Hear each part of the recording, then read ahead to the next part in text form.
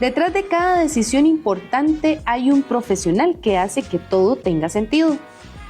Personas que analizan, cuestionan y construyen confianza todos los días. Llega mayo y con él el mes de la Contaduría Pública 2026. Un mes completo con más de 60 charlas gratuitas para crecer, actualizarse y llevar la profesión al siguiente nivel, siempre dirigidas a nuestros CPAs y público en general. Contaremos con diferentes ejes temáticos dentro de los cuales tendremos tributaria, fiscalidad internacional, normativa técnica, transformación digital, inteligencia artificial, financiero, habilidades blandas y muchos más. Conectando a todo el país desde nuestra sede central y filiales. Porque crecer también es compartir. No te lo puedes perder. Sé parte del mes de la Contaduría Pública 2026, que llega gracias a nuestros patrocinadores.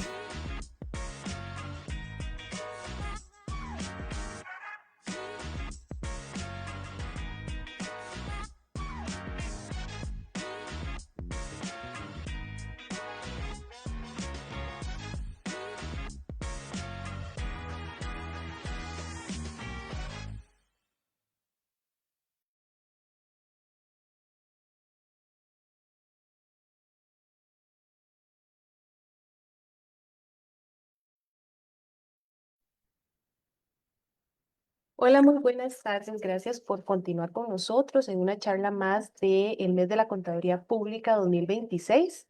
En esta tarde tengo el honor de contar con la presencia del licenciado Alonso Erac Vargas. Don Alonso es contador público autorizado y director de Fiscalía Internacional y Precios de Transferencia en Grand Thornton, Costa Rica.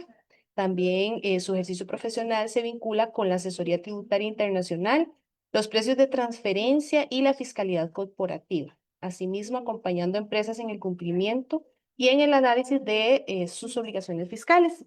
El día de hoy, don Alonso nos acompaña con la charla de precios de transferencia 2025, la ruta para llegar listos a la declaración de junio de 2026. Un tema súper interesante que esperamos que todos los que nos estén sintonizando pues puedan aprovechar esta hora que don Alonso está con nosotros y puedan hacer todas las consultas que tengan acá en este en vivo para que todos los que tengan esas dudas las puedan aclarar y ya vayan preparados para el mes de junio. Adicional a eso, me permito darle un agradecimiento muy importante a los patrocinadores que han hecho posible este mes de la Contaduría Pública, de parte de todo el equipo de desarrollo profesional y del colegio.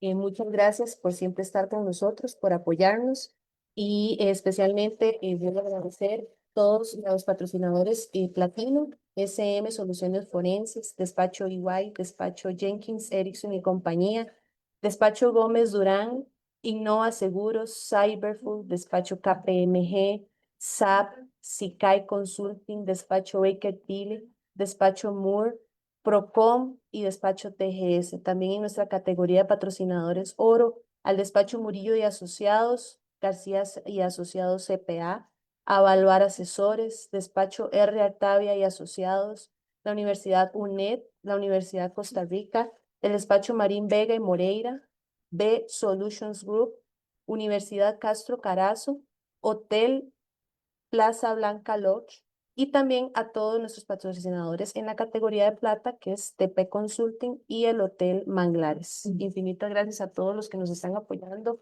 en este mes del contador y que también durante todo el año están presentes. Sin más preámbulo, profe, le doy la palabra. Y bueno, también antes de iniciar, perdón, comentarles a todos que se mantengan conectados en nuestros envíos, porque mañana, al finalizar las charlas del día, vamos a hacer una rifa de un curso que tiene que ver con el eje que abordamos esta semana. Entonces, para que se mantengan conectados, compartan, comenten y puedan participar por ese curso que vamos a estar rifando. Entonces, pues bueno, profe, muchas gracias y buenas tardes, bienvenido y el espacio es todo suyo. Hola, hola, muy buenas tardes, Kelly y el resto de compañeros que se nos van a unir el día de hoy. Primero que nada, agradecerle al Colegio de Contadores Públicos, como siempre, por la invitación a participar en este tipo de eventos y también tratar de dar ese aporte, ese pequeño granito de arena en aportar conocimiento y aportar noticia y aportar también aspectos técnicos que son requeridos para el día a día. Decía un ex jefe mío, una persona con la que trabajé muchos años, a la cual le guardo mucho aprecio, que el conocimiento es el único bien en que cuando usted lo entrega, en lugar de escasear, se multiplica. Y yo creo que esta charla y cualquier otra charla que se ha venido haciendo precisamente en el mes de la contaduría, creo que es importante precisamente para multiplicar el conocimiento. Si todos conocemos de cosas, todos podemos tener una opinión más calificada y podemos tratar de llegar a mejores conclusiones. Entonces creo que esto es parte de lo que este mes de la contaduría y las charlas que siempre organiza el colegio son importantes para todos los que estamos el día de hoy eh, recibiendo ya sea esta o recibiendo otras charlas que por ahí se están impartiendo. Entonces, de nuevo, tremendamente agradecido por la participación o por la invitación para participar hoy. Y de nuevo, recordarle a toda la gente que está escuchando esta charla y que tenemos toda la oportunidad disponible para preguntar, para hacer consultas, para sacar dudas. Y vamos a tratar de extender esta hora lo mejor posible para que la gente no solo se vaya con información necesaria, sino también para que se vaya atendiendo las consultas que puedan tener. Como mencionábamos al puro inicio, vamos a ver un poco de la charla del día de hoy es precisamente esa ruta a la declaración informativa de precios de transferencia 2025. Eh, Más adelante vamos a ver algunos detalles de esta ruta, pero es una declaración que vamos a tener que presentar muy pronto, que ya tuvimos un pequeño o no tan pequeño atisbo de esta presentación con el corte el pasado 31 de marzo, en el cual nos correspondió presentar 2024. Y bueno, la idea es darles algunos tips, darles algunas notas, explicarles algunas cosas de cuál es la mejor manera de poder llegar a esa declaración 2025 sin tener pues mucho sobresalto. Tal vez para ir arrancando en materia, lo primero que tendríamos que recordar son las obligaciones generales en el tema de peso de transferencia.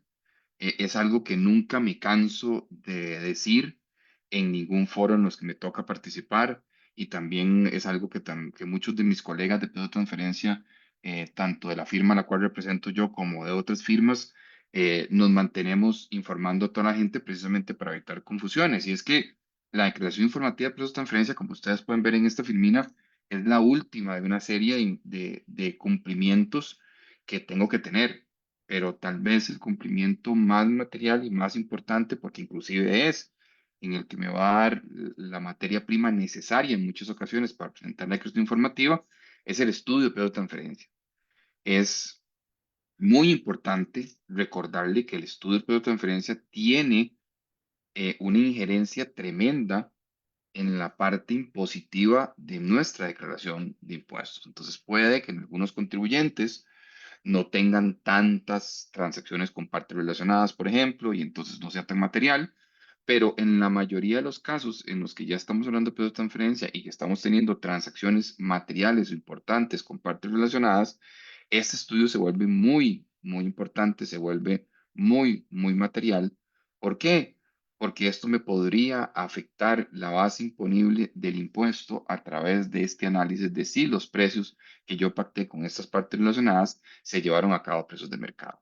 Entonces, de nuevo, es tal vez la obligación con la que nació todo, si quisiéramos decirlo de alguna manera, en Costa Rica, pero es una de tantas y suele ser el pivote para poder cumplir con las demás y es muy importante que tengamos eso también claro. Parte de eso hay que entender de nueva manera de que en los procesos más recientes de fiscalización por parte de la Administración Tributaria, una vez de que ella se entera, por la razón que sea, que existen transacciones con partes relacionadas, suele solicitar esos estudios y suele ya comenzar a hacer preguntas más profundas respecto del tema de transferencia en sus propias fiscalizaciones. Entonces, esa primera obligación es tal vez el pivot para las demás.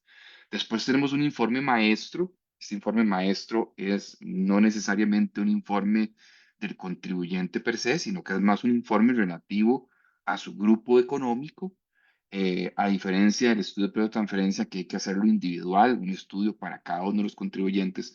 Este informe maestro es un informe que se hace uno para todo el grupo empresarial y es un reporte que es más descriptivo de cómo el grupo hace lo que hace y cuáles son los elementos más importantes del grupo empresarial como un todo, a diferencia del estudio de transferencia, que es un estudio más individual.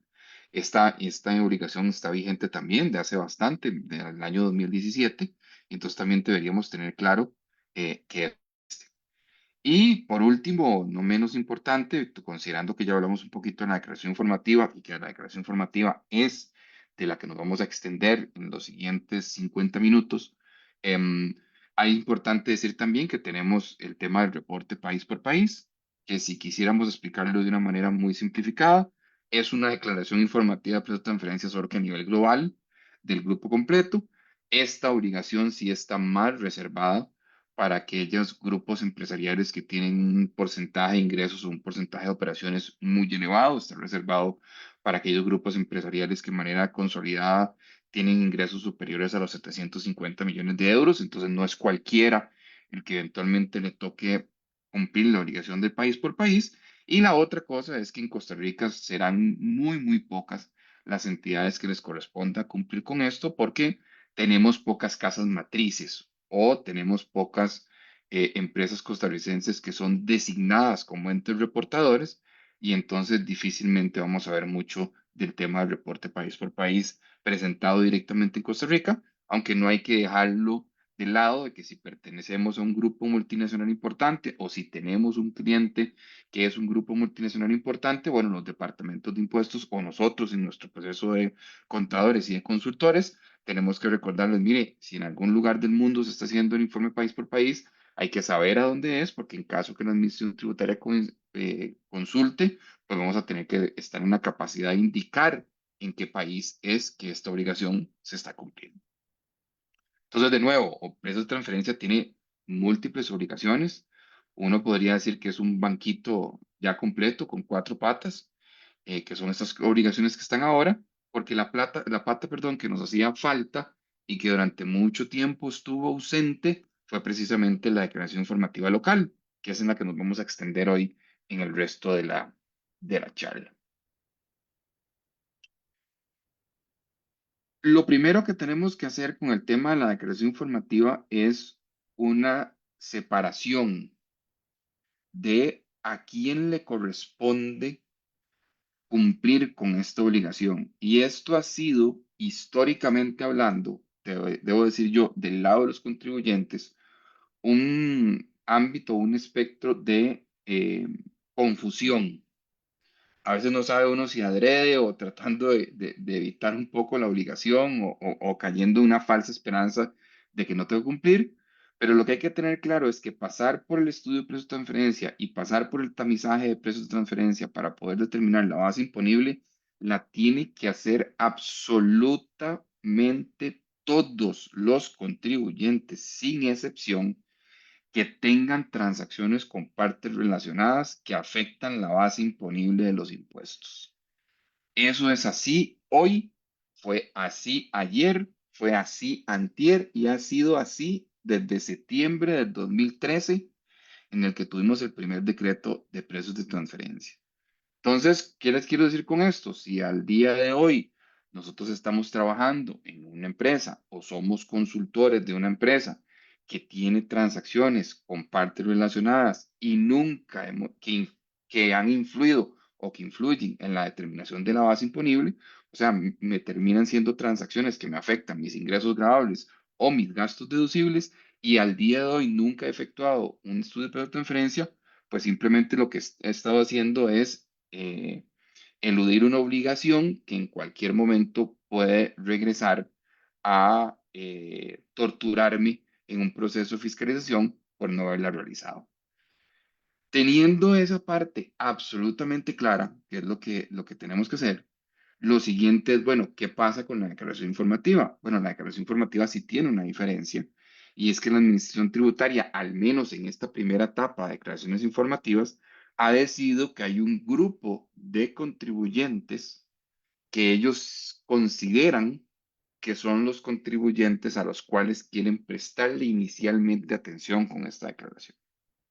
Y es este grupo que está aquí. Lo primero es, vuelvo a decir, y es el pivote de todo, bueno, que yo tenga operaciones nacionales o transfronterizas con empresas vinculadas.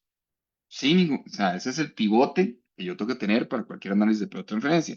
Si yo no tengo transacciones con partes vinculadas, y recordemos que aquí hay otro concepto bastante interesante y es que estamos hablando de vinculación fiscal, o sea, estamos hablando de vinculación bajo las normas fiscales, no ninguna otras normas. Entonces aquí, aprovechando que estamos en un foro de contadores públicos, en el que podemos estar profesionales, pueden estar colegas y también gente que trabaja en empresas, pues vamos a ver. eh, la norma contable puede hablar de entidades relacionadas o vinculadas, lo que guste decir. En el sector financiero o entidades reguladas hay sus propias normas de grupos de interés económico que a veces hablan de, bueno, quién está vinculado y quién está regulado.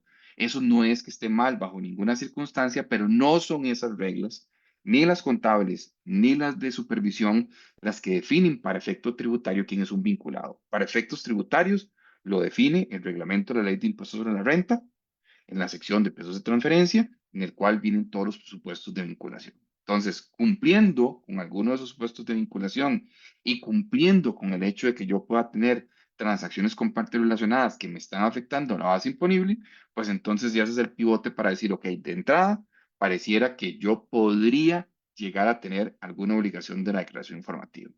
¿Qué es lo siguiente que tengo que hacer una vez que eso se determinó? Bueno, estoy dentro de uno de los tres grupos que ha sido precisamente definido para esto. El primero es si soy un gran contribuyente.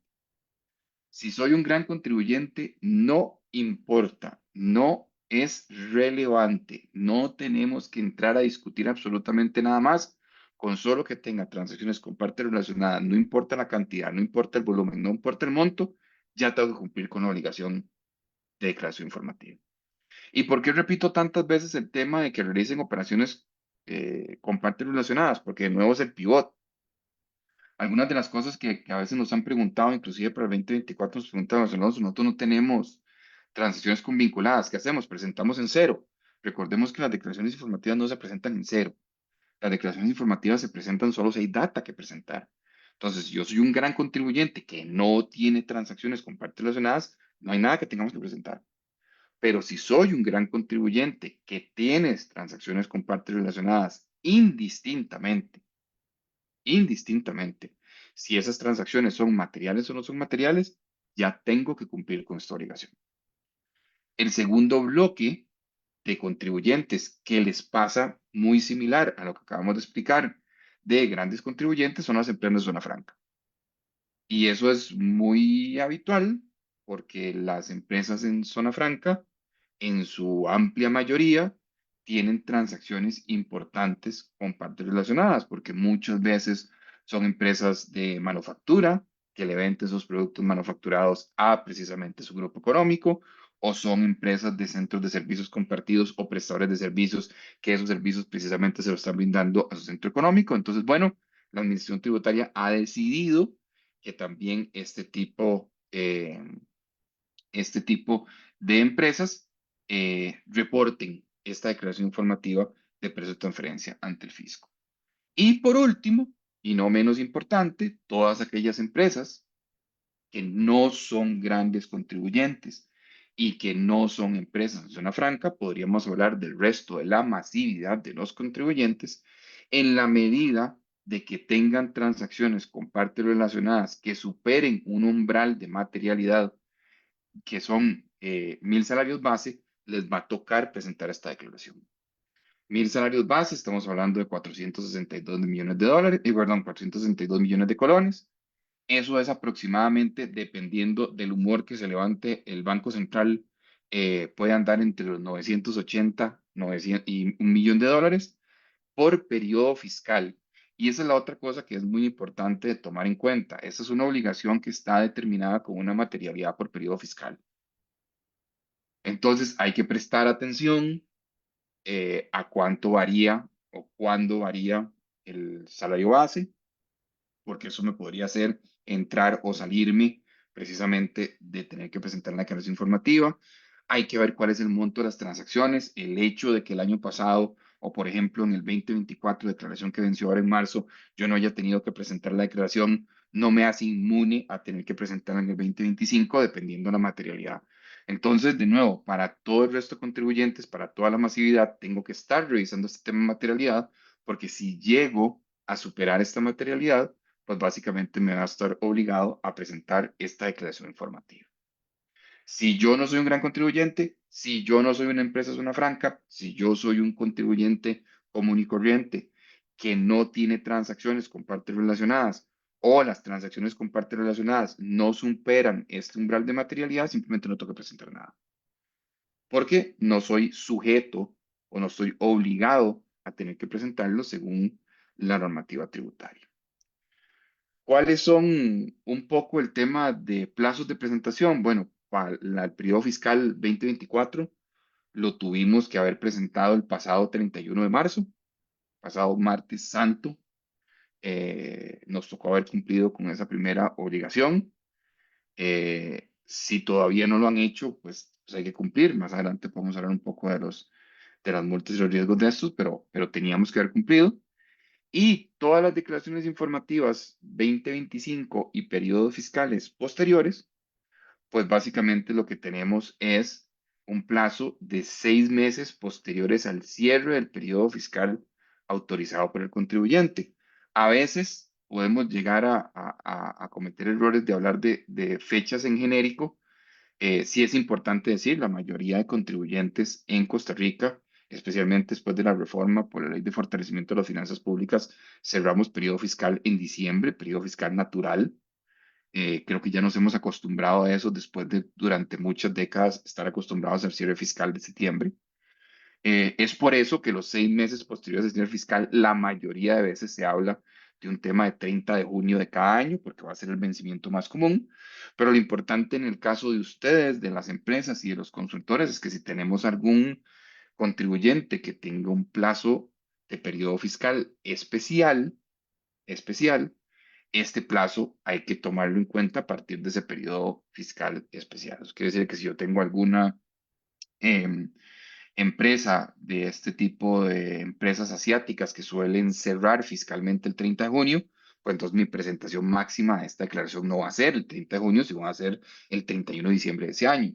Si tengo algunas de estas empresas europeas que suelen cerrar en mayo y han hecho la gestión para que ese cierre fiscal también sea el que aplique en Costa Rica, pues también tenemos que tener por ahí el cuidado de que la presentación se va a dar en el mes de noviembre y no en otro mes. Entonces, aquí de nuevo, si bien es cierto, lo más normal es que el 30 de junio del 2026 nos toque y el 2027 y el 2028 nos toque presentar esa declaración informativa, pues lo que sí tenemos que tener en cuenta es que hay que contar o hay que ir midiendo los 6 meses después del cierre fiscal oficial que tiene la entidad registrada ante la Dirección General de Tributación.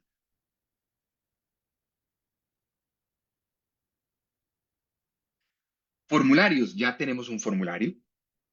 Em, Tenemos el formulario el 273 que está disponible en la oficina virtual de TribuCR. Es TribuCR y el formulario 273 o la presentación a través del 273 es la única manera de presentar la declaración. La misma Administración Tributaria ha emitido en sus comunicados que la presentación de declaraciones por otros medios y formatos se tomarán como no presentadas, lo cual hay que tener un poquito de cuidado para no equivocarse. Y la Administración Tributaria sí ha tratado en alguna medida de simplificar o de alguna manera poder colaborar con el contribuyente, especialmente aquellos contribuyentes que poseen una volumetría de transacciones muy elevada, pues puso a disposición de todos el tema de no solo poder presentar la declaración en línea a través de un formulario que uno va llenando en TribuCR, sino que también puso a disposición de los contribuyentes un Excel, una matriz de Excel que se llena con todos los datos que el formulario pide y que puede ser subida a la plataforma es Excel y con eso se da por presentada la declaración. Este Excel es muy importante en esta gestión tributaria porque una de las cosas que al puro inicio, cuando se dio a conocer el formulario de transferencia, era, bueno, pero aquí pareciera que solo podemos ir llenando cosa por cosa o pregunta por pregunta o dato por dato en este formulario. Y para un contribuyente que tal vez tiene 3 o 4 transacciones con partes relacionadas, ese no sea un problema. Pero una empresa multinacional o una entidad importante de grupo económico aquí en Costa Rica, que especialmente podría ser algunos vendedores de productos o inclusive en el sector financiero, pueden que tengan 5.000, 6.000, 7.000 líneas de transacciones con partes relacionadas dependiendo de su core transaccional. Entonces, ¿qué podía generar eso? Bueno, yo voy a tener que llenar estas páginas que están ahí disponibles en TribuCR 7.000 veces. Bueno, la administración tributaria, en eso hay que reconocerlo, por dicha, habilitó un Excel que me permite alimentar esa volumetría y por tanto todos esos datos se subían en tiempo real y automático gracias a este Excel. Hay un aspecto curioso del formulario y es que la Dirección General de Tributación se reservó el derecho de poder cambiar el formulario cuando ellos gusten, sin volver a emitir ningún tipo de resolución. Lo único que tenía que hacer o que tiene que hacer es publicar el anuncio en los cambios de la página web del ministerio con al menos un mes de anticipación al vencimiento de la declaración, cosa que vamos a hablar más adelante, que lastimosamente, a pesar de que la misma administración tributaria, porque nadie los obligó a esto, sino que la misma administración tributaria es la que define las pautas de cómo cumplir, y lastimosamente en algunas ocasiones la misma administración no cumple con lo que ellos mismos están indicando, y lo cual genera un poquito de incertidumbre en los contribuyentes. Pero aquí lo que es importante decir es que, bueno, no esperemos que a futuro, si llega a existir un cambio en el formulario, volvamos a tener una resolución, sino sino cómo se llama. Aquí lo importante, pues, es estar atentos a la página web de la Dirección General de Tributación en el caso que ellos vayan a anunciar precisamente los cambios.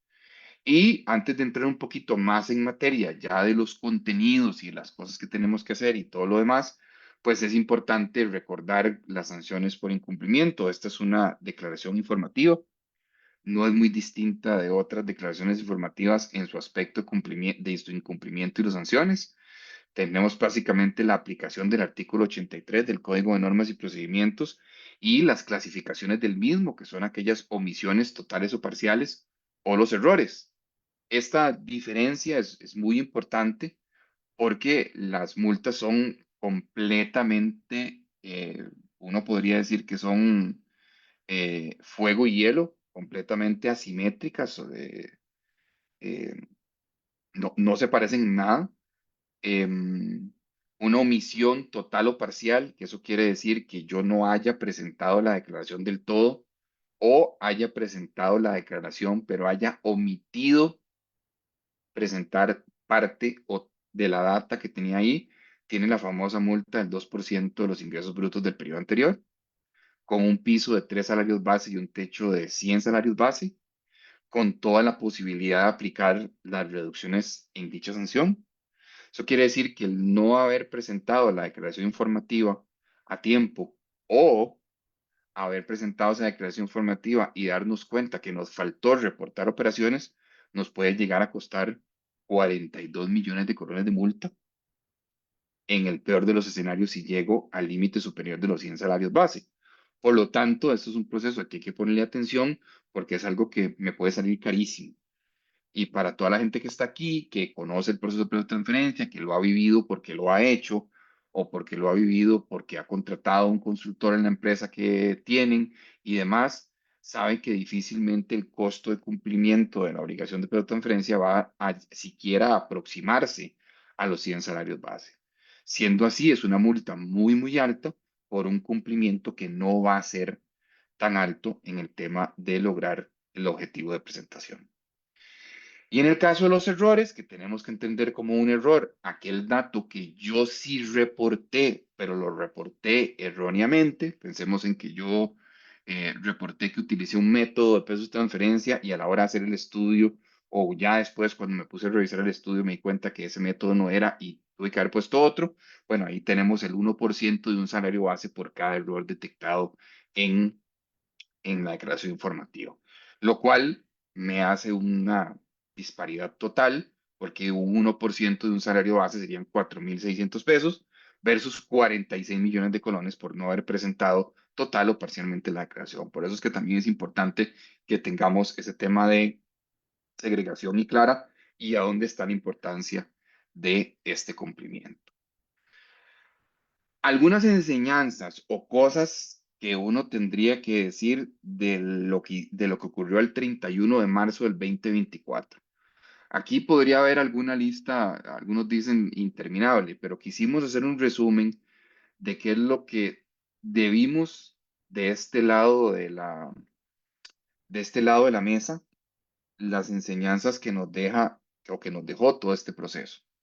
Tal vez del lado de los contribuyentes, la primera enseñanza es que todavía hubo muy poco conocimiento de la existencia de la obligación, por más que la administración tributaria la anunciaba, por más que, y aquí voy a hacerlo a título personal, por más que por invitación de este colegio o por participación de otras cámaras, ahí anduvo mi equipo y anduve yo diciéndole a la gente y participando en charlas y otros colegas de otras firmas estuvieron haciendo webinars también y anuncios. Todavía muchas veces llegamos al mes de marzo con gente que ni siquiera sabía que esto estaba o que se les tocaba presentar o qué había que hacer. Entonces, la enseñanza de esto, em, como cualquier otra obligación tributaria, es al menos saber que existe la obligación y que no nos vuelva a pasar para 2025 lo que nos pasó como 2024. Enseñanzas, el aplazamiento de la decisión sobre precios de transferencia durante mucho tiempo, y eso creo que es un mal de Costa Rica porque otros países de Centroamérica sí tenían cumplimientos de precios de transferencia y declaraciones informativas. Durante mucho tiempo, precios de transferencia se ha visto como un check de cumplimiento. Mire, si lo tiene o no, ok, check, perfecto, todo está bien y no como la herramienta que realmente es, una herramienta evaluadora que puede afectar de manera material la base imponible y la determinación de sus impuestos, especialmente el impuesto sobre la renta, em, que es, digamos, tal vez el impacto mayor que puede llegar a tener un estudio de precios de transferencia. Y ahora con esta declaración informativa, pues haber aplazado la decisión de discutir el tema de precios de transferencia durante tanto tiempo y no haber tomado la decisión ya de entrarle al asunto, pues eso también es una enseñanza de eso. Ahora, es una enseñanza que todavía el de hoy se mantiene sin duda. ¿Por qué? Porque el que a marzo nunca había cumplido con nada de precio de transferencia, no creamos que en abril y mayo ya solucionó todos los problemas o entre abril y mayo ya va a solucionar todo. Entonces, la enseñanza es ya considerar a precio de transferencia como lo que realmente es un cumplimiento no solo en un check de una lista, sino algo que me puede llegar a afectar directamente la determinación de impuesto. Y así como le entramos en manos a la obra a otras obligaciones tributarias porque nos pueden meter en un problema, pues esa misma actitud es la que tenemos que tener con los precios de transferencia. Evidentemente, si aplazamos la decisión sobre precios de transferencia, puede que me lleguen a ocurrir dos cosas cuando estoy en carreras cumpliendo. Lo primero es que no tengo inventario de transacciones con vinculadas. O sea, más o menos sé, y aquí como sé que estoy hablando con muchos contadores, sé que me van a entender, no es lo mismo estar en una conversación con alguien que más o menos sabe cuáles son las transacciones que pueden existir entre partes relacionadas en el grupo y ya estar con el contador o ya estar analizando la contabilidad y darse cuenta de cuáles son, cuál es el monto, cuál es el tipo y todo lo demás. Ese inventario de partes relacionadas que si yo no le he entrado al tema de transferencia, pues difícilmente voy a tener. Y aquí me voy a extender a algo adicional. A veces ni siquiera es solo el inventario de transacciones con partes relacionadas.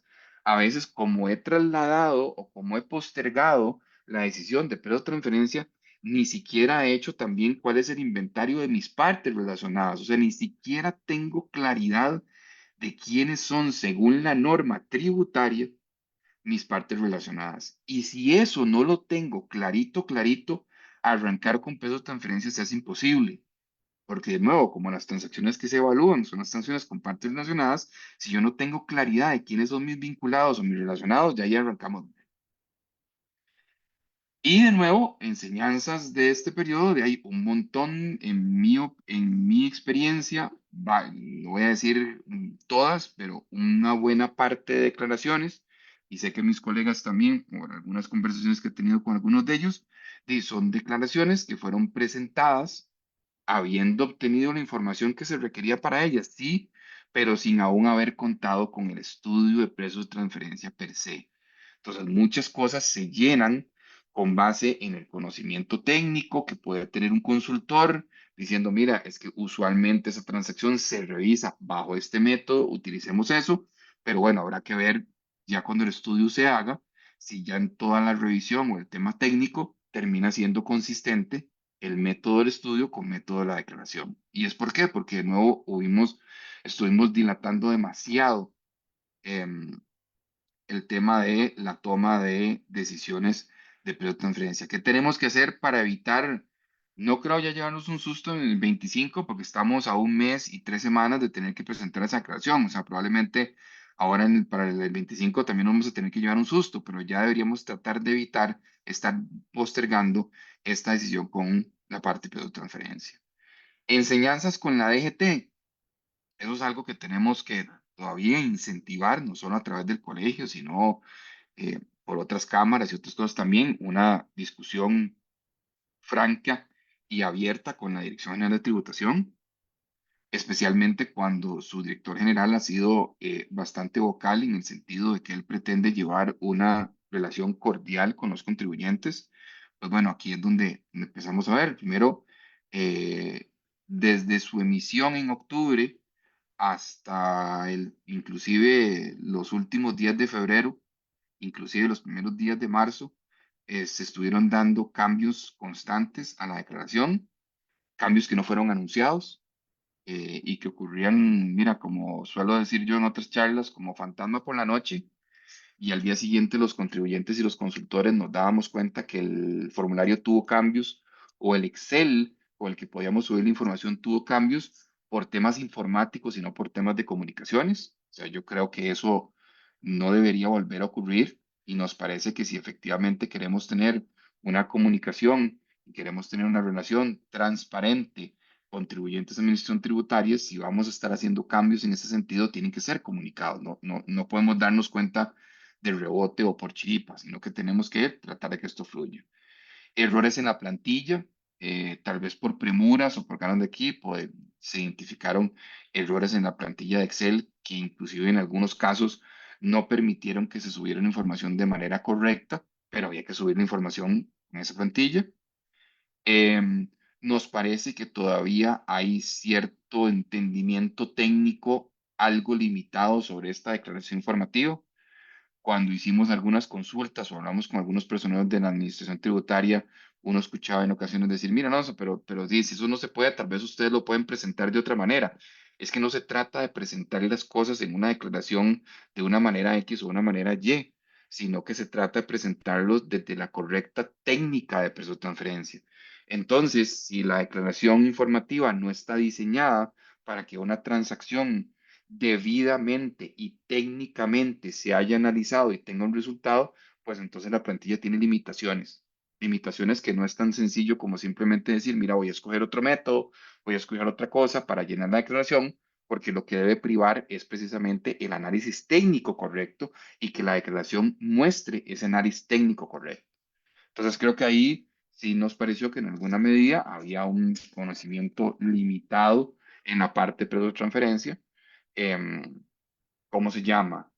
Que, que tenemos que cubrir y que se tiene que evaluar precisamente que no nos vuelva a pasar este tipo de recomendaciones que en realidad son recomendaciones que después nos pueden meter en un problema a la hora de hacer el estudio. Y lo último es, bueno, este caso hay que decir, es muy casuístico, pero de nuevo deja un poquito, vuelvo a decir, en evidencia hasta dónde realmente tenemos que seguir trabajando acercamiento cordial entre la administración y los contribuyentes, el plazo de cumplimiento. 31 de marzo cayó Martes Santo.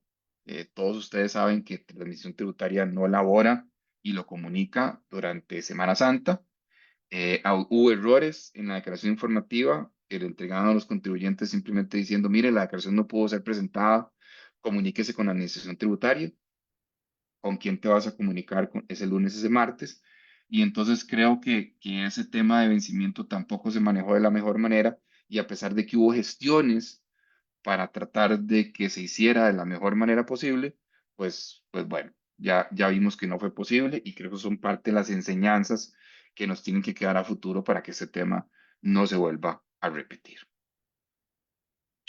Muy bien, ¿cómo llenamos la declaración? ¿Cómo le entramos a esto? Y es la ruta. Bueno, lo primero que hay que decir es que la única manera de poder llegar bien, sin sustos y sin problemas a la presentación de una declaración informativa es tener el estudio de precios. Eso es.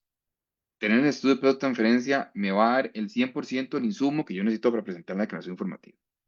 ¿Se puede presentar la declaración informativa sin tener el estudio de precios de transferencia? Puede que sí. Y he visto muchos ejemplos en los que se pudo. Pero claro, hay algunos aspectos materiales de esa declaración que se vuelven un poco especulativos. O sea, se vuelven en lo normalmente de la transacción y no efectivamente el análisis del estudio de precios como tal. Entonces, si a esta fecha no hemos arrancado con los análisis de precios de transferencia, ya estamos tarde. No es que estamos cerquita de un colapso, no, no, ya estamos tarde. Porque dependiendo de la volumetría o dependiendo de la complejidad de las transacciones, ya estamos a un mes y 3 semanas de que tengamos que presentar esto y para todos los que alguna vez hayan hecho un proceso de peso de transferencia como tiene que ser, sabemos que ese es un tiempo corto, cortísimo, considerando toda la información que tenemos que buscar. Entonces, hoja de ruta, si ustedes no han conversado con sus clientes, si las personas que nos escuchan aquí son contadores en las empresas, si ustedes han visto que nadie ha hablado de esto en sus empresas, es momento de hablarlo de inmediato porque ya es tarde si no hemos arrancado. Evidentemente, y como les dijimos ahora, pues la declaración de pesos de transferencia se presenta en Tribu CR de dos maneras. Se presenta a través del llenado propio de un formulario que está habilitado para los efectos, que es el 273, o tenemos la posibilidad de llenarlo a través de un Excel, que es Excel, evidentemente, no es que solo aquellas empresas de gran volumetría utilizan el Excel, eso no es así. Eh, Cualquier empresa, por más sencillo, de si quiere evitar estar tapeando con un formulario, siempre Excel. Pero esas son las dos cosas que tenemos ahí. ¿Y cuáles son los contenidos? Los contenidos de esto, bueno, hay que decir que tenemos una primera sección que te podríamos llamar como general, una segunda sección que habla de las empresas relacionadas y ya después vamos a tener una tercera sección que se subdivide en cuatro temas o cuatro tópicos y es dependiendo de qué tipo de transacción yo tengo con partes relacionadas. Si yo tengo una transacción de bienes tangibles, que es la venta de mercancías, pensemos por un momento que yo soy un mayorista de productos de ferreteros y que después tengo empresas que son las ferreterías que le venden al público, bueno, eso son venta de bien tangible y por tanto en esta sección, em, ¿cómo se llama?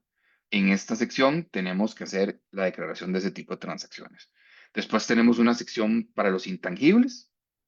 En caso de que yo tengo transacciones con intangibles, tenemos una sección de servicios para aquellas veces que yo tengo una transacción de este tipo.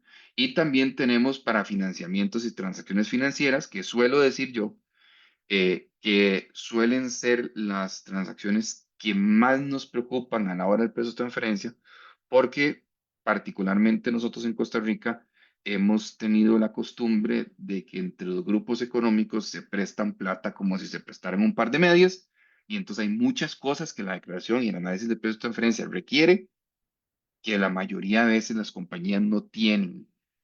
Y ya hay un tema que es importante. A veces no es que no quieran analizar, es que simplemente hay formalidades que no tienen y que esas hay que irlas trabajando. Em, ¿Qué podemos ver en la parte general? Este es un pantallazo de la 273 de la informativa de transferencia. Em, en la parte general me va a preguntar si yo soy una empresa en el régimen de zona franca o no. Em, Después me pide las bases de datos que yo utilicé para pesos de transferencia y aquí es donde empiezan las preguntas incómodas que yo no que yo tengo si yo no he hecho el estudio. Eh, bueno, los consultores de pesos de transferencia utilizamos en muchas ocasiones bases de datos que nos permite obtener la data que vamos a considerar como comparables para el análisis de pesos de transferencia. Em, y entonces aquí tributación está preguntando, mira, ¿cuál fue esa base de datos? Entonces, si nosotros, por ejemplo, a hoy no hemos hecho el estudio de peso de transferencia, y evidentemente si alguien me contrata a mí y yo tengo que especular un poco cómo sería el análisis que uno haría si pudiésemos tener el estudio, pues hay que declarar, bueno, ¿y cuál es la base de datos? Y pongamos la que usamos, pero no sabemos cuando ya hagamos el análisis si esa va a terminar siendo la base de datos que utilicemos. Bueno, ahí pero hay que poner algo porque si no, no se puede llenar la declaración. Entonces vean que ya en la segunda pregunta de la declaración informativa ya viene algo que si no lo he atendido con mi consultor de precios, ya aquí estoy especulando de qué llenar si no tengo el estudio. Entonces, esas son las cosas en las que hay que ponerle atención y hay que tenerle mucho cuidado porque lo que me puede generar es que ya de entrada no sepa si estoy cometiendo un error que de nuevo, y lo dije muchas veces con los clientes y lo he dicho en muchas charlas, uno siempre quiere estar, si en el peor escenario o si en el escenario de multas o incumplimientos yo quiero estar en el mejor o el peor escenario, considerando que nunca puede haber un mejor escenario cuando yo estoy ya en un escenario de multas, porque voy a tener que desembolsar plata por algo que no hice. Yo siempre quiero estar en el escenario del error y no en el escenario de la omisión, porque el escenario del error me va a costar materialmente menos que el escenario de la omisión. Entonces, bueno, aquí poner una base de datos que no es, y después hacer el estudio y darnos cuenta de cuál fue la verdadera base de datos, nos pone en el espectro del error. Pero como vamos a ver más adelante, ya no en la pantalla que está en TribuCR, porque si no tendríamos que proyectar 400 filminas, sino en las descripciones que estamos aquí, el riesgo de cometer una omisión, como podría ser una transacción con parte relacionada no declarada, pues bueno, ya eso me puede costar muchísimo más plata. Y la otra cosa es que me pide el cierre del periodo impositivo. Uno esperaría que esto se llenara de manera automática, visto que estoy llenando una declaración, pero bueno, eso parece así. Ya a partir de que yo lleno esa información general, ya después viene una sección en la que yo voy a tener que completar e informar cada una de las partes relacionadas que yo identifiqué y cuál es la transacción que yo hice con esa parte relacionada. Entonces, ya sea una parte relacionada local o una parte relacionada en el extranjero, yo voy a tener que llenar cuál es el tipo de identificación. De nuevo, ahí usualmente es contribuyente local o contribuyente del exterior, el número de cédula además. Si el contribuyente es nacional, pues yo voy a tener que poner el número de identificación tributaria que tengo registrado ante la Administración Tributaria. ¿Por qué? Porque si yo pongo esa selección, ella me lo va a buscar en el SIC y me va a llenar algunos datos de manera automática.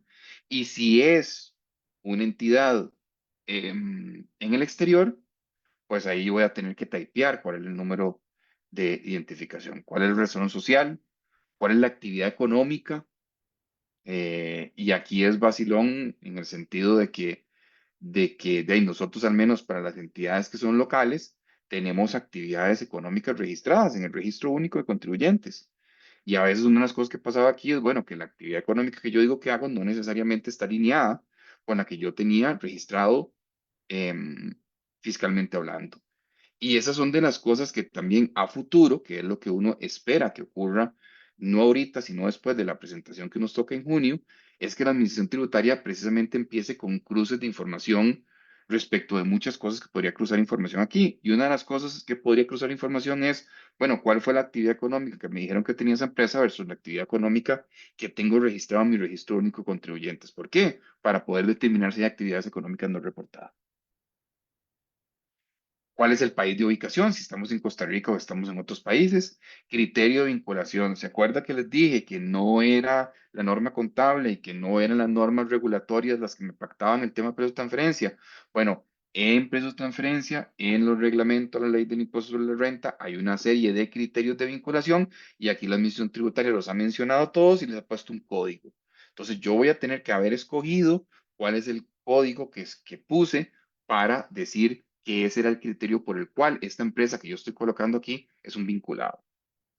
De nuevo, si yo no he hecho el estudio y no he hecho bien este análisis, al momento de llenar una declaración, por llenarla, voy a especular. Bueno, y vamos a decir que es el primero, el que tengo más del 25% de las acciones de otra entidad.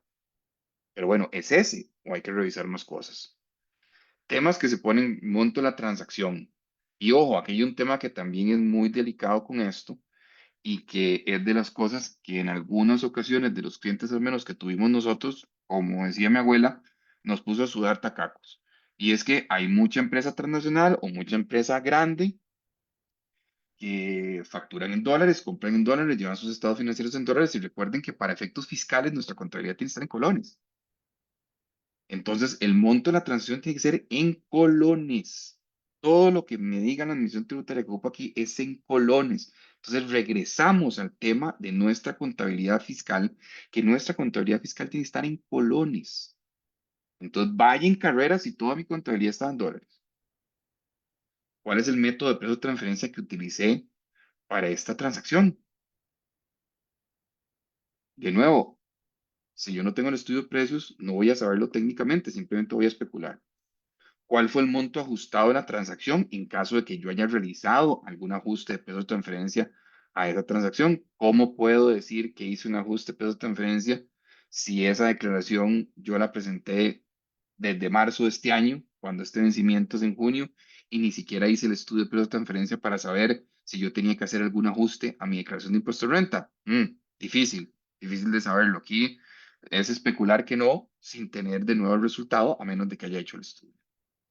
Y una parte importante, ¿cuál es la parte analizada? ¿Estoy analizando el contribuyente que está reportando esa declaración o está analizando su contraparte? Recordemos desde el punto de vista de transferencia, yo puedo analizar las dos partes que están involucradas, cualquiera de las dos, en la medida de que ese análisis técnico sea el correcto y sea el que me permita concluir por ambos. Pero bueno, ¿cómo puedo determinar cuál fue la parte analizada si no hice el estudio de precios? Difícil, complicado, porque de nuevo estaría asumiendo sin tener el criterio técnico.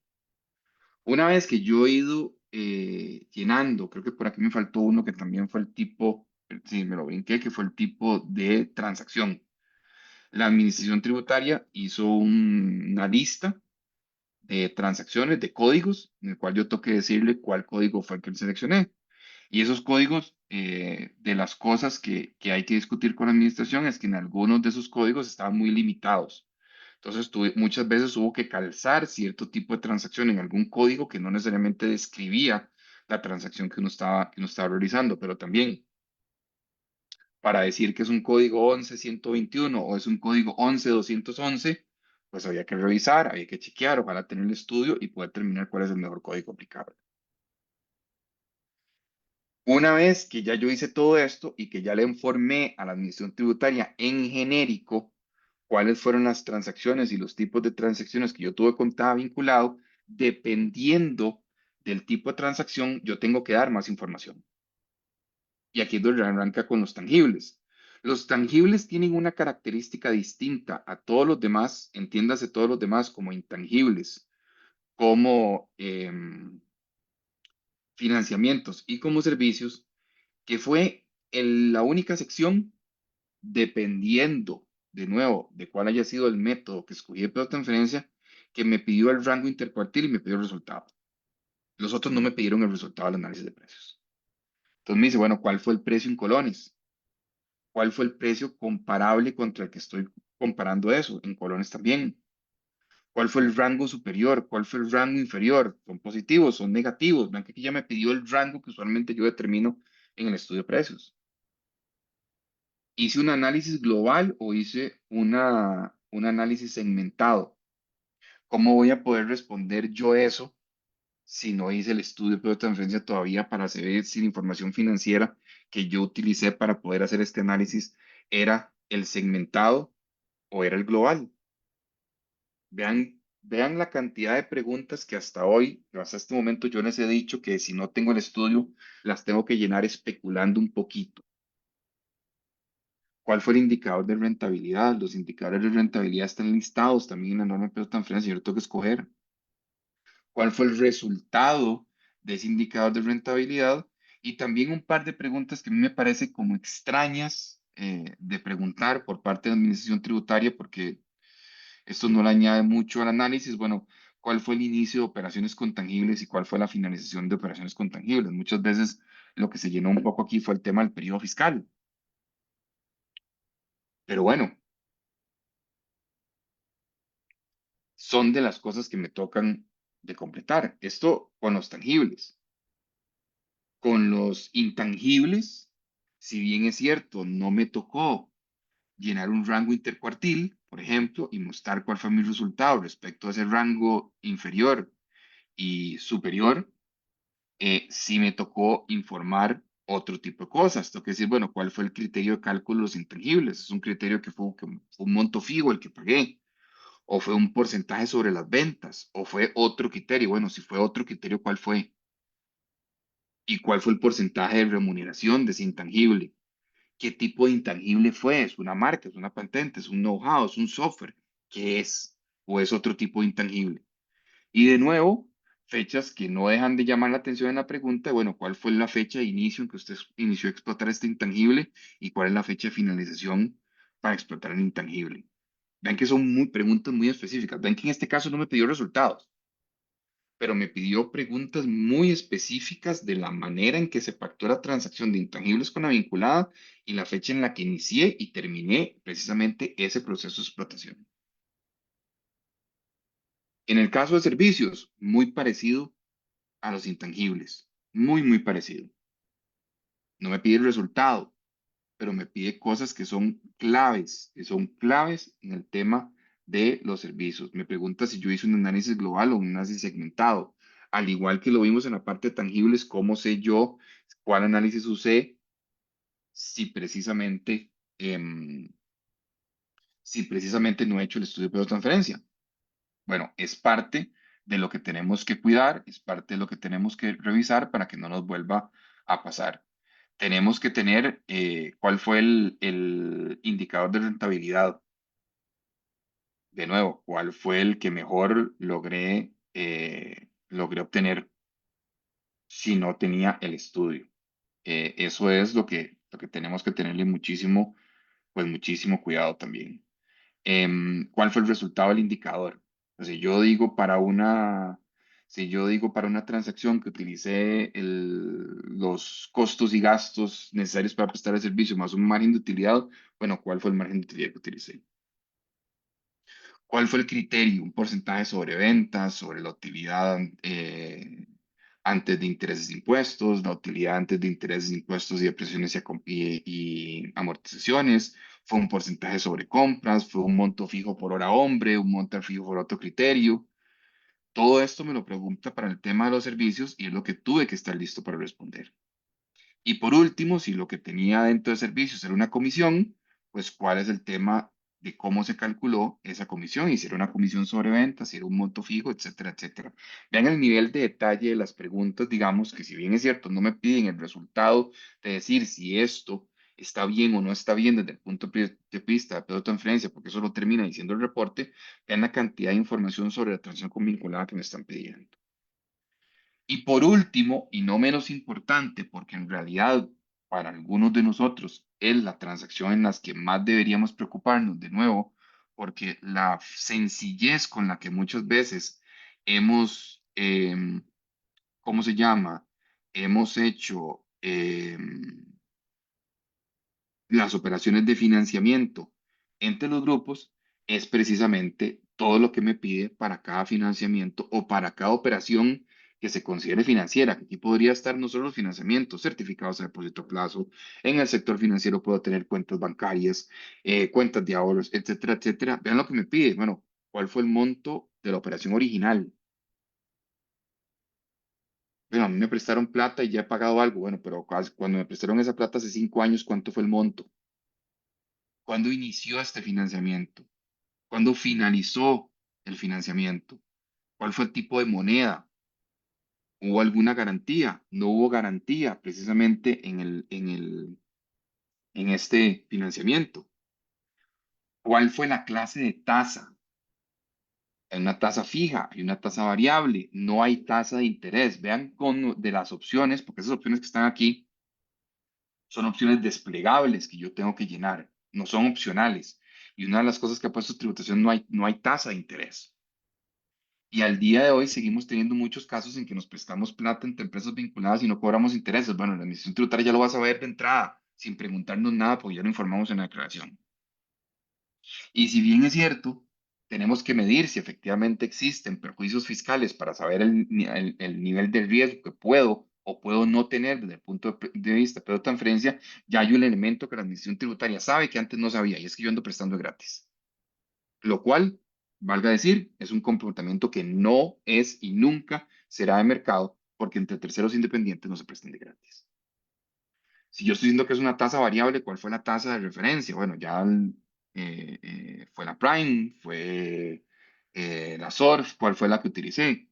Muy curiosamente, muy curiosamente, a pesar de que estamos en Costa Rica, donde tenemos una cantidad importante de financiamientos en colones, dentro de la lista de tasas de referencia no estaban las tasas de referencia que coloca el Banco Central o el mercado local costarricense, que es en colones. Y un financiamiento en colones no lo puedes arreglar con tasas que no sean colones. Entonces tuvo que ser el uso de otras tasas de referencia. Si hubo un spread en la transacción, si no es una tasa variable, una tasa fija, cuánto fue, si se pagaron o no se pagaron comisiones, cuáles fueron, cuál fue el saldo al inicio del periodo fiscal y el saldo al final del periodo fiscal de esa operación, que puede diferir del monto principal o el monto original de esa transacción.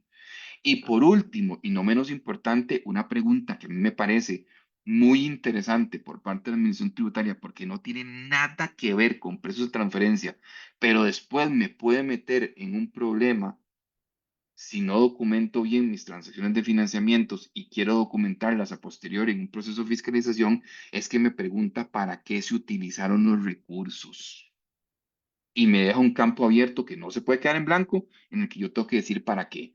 Fue para capital de trabajo, fue para adquisición de activos, fue para consolidación de deuda. Yo voy a tener que poner ya en esta declaración informativa, lo haya hecho yo formalmente o no, para qué se utilizaron los recursos. Eso quiere decir que a futuro, si yo me veo fiscalizado y por alguna razón quiero formalizar con cierto tipo de documentos esas operaciones, porque estoy en un proceso de fiscalización y no lo había hecho antes, esa formalización va a tener que estar alineado a lo que ya yo le dije a tributación de para qué voy a utilizar la plata.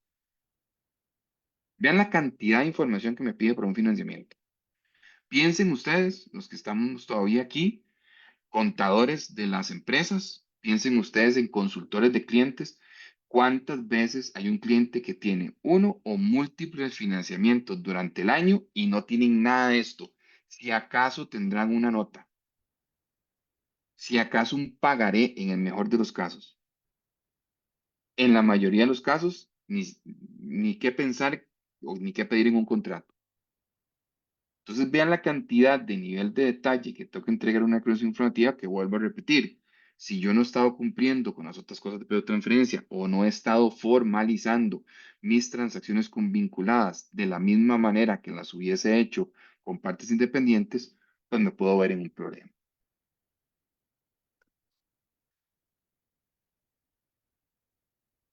Esto era un poquito de lo que teníamos para ustedes el día de hoy. De nuevo, la hoja de ruta para evitar sustos en la presentación de esta declaración informativa, arrancar con precios de transferencia inmediato. Ya estamos tarde. Si no hemos hecho nada nunca del tema de precios de transferencia, pues tenemos que estar preocupados. No voy a, lejos de yo tratar de asustar a nadie, pues la idea es sí darles el consejo correspondiente. Si no hemos arrancado con eso, ya estamos tarde y tenemos que tener mucho cuidado en acelerar el proceso lo más posible para el cumplimiento de esto, porque todos los años nos va a tocar revisar no solamente el tema de precios de transferencia, sino que también nos va a tocar revisar si hemos llegado o no a la materialidad para una presentación informativa, y eso nos pone en un espectro de detección mayor de lo que estábamos antes, ya que la administración tributaria va a contar con esta información. Y la otra cosa de la calidad del llenado de información es que recordemos que la administración tributaria ya ahora cuenta con muchísimo más información sin necesidad de pedirnos a nosotros de los contribuyentes que antes. Y el siguiente paso después de estas presentaciones de declaraciones informativas que uno espera en la administración tributaria es precisamente todo este tema de cruce de datos y análisis de datos, que en algunos casos debería ser muy sencillo. Mire, yo reporté la transacción de compra y venta de mercancías a esta relacionada por 500 millones de colones. Perfecto. Díganle al sistema que por favor me tire el listado de facturación que esta empresa le hizo a la otra, a ver si eso me da 500 millones de colones o no. Porque recordemos que con factura electrónica ya la administración tributaria no tiene que pedirle facturas a nadie, ellos las tienen. Ese tipo de cruces de información son los que ahora en estas declaraciones informativas es tan importante que las empresas tengan bien armado, bien conciliado y bien determinado sus números, porque son cruces que a futuro la administración tributaria va a poder hacer de una manera muy sencilla. Eso es un poquito lo que teníamos para ustedes para hoy. Muy agradecido por la atención y no sé si por ahí tenemos alguna o algunas consultas que sea necesario atender. Muchísimas gracias, don Alonso, por este aporte. No hay consultas, pero estoy segura que fue una charla muy enriquecedora que te dejó ahí la espinita porque todavía están a tiempo. Estamos a tiempo todo mayo para que se puedan presentar esa declaración en junio. Entonces, pues bueno, y sé que también usted está anuente en caso de que vean esta charla de nuevo en diferido. Si tienen Sí, consultas, no las hagan llegar.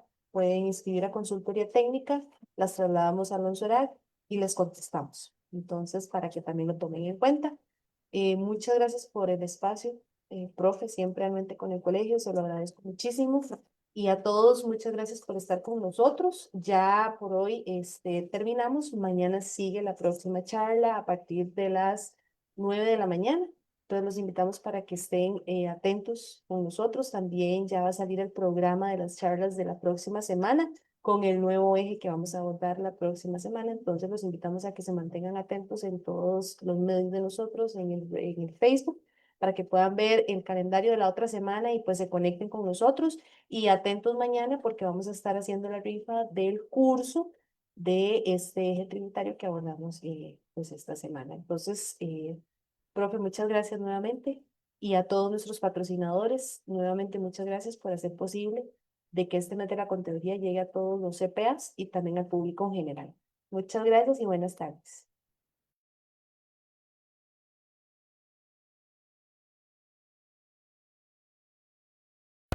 Detrás de cada decisión importante hay un profesional que hace que todo tenga sentido. Personas que analizan, cuestionan y construyen confianza todos los días. Llega mayo y con él el mes de la Contaduría Pública 2026.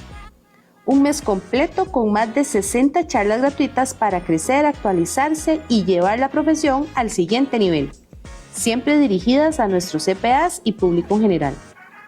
Contaremos con diferentes ejes temáticos dentro de los cuales tendremos tributaria, fiscalidad internacional, normativa técnica, transformación digital, inteligencia artificial, financiero, habilidades blandas y muchos más.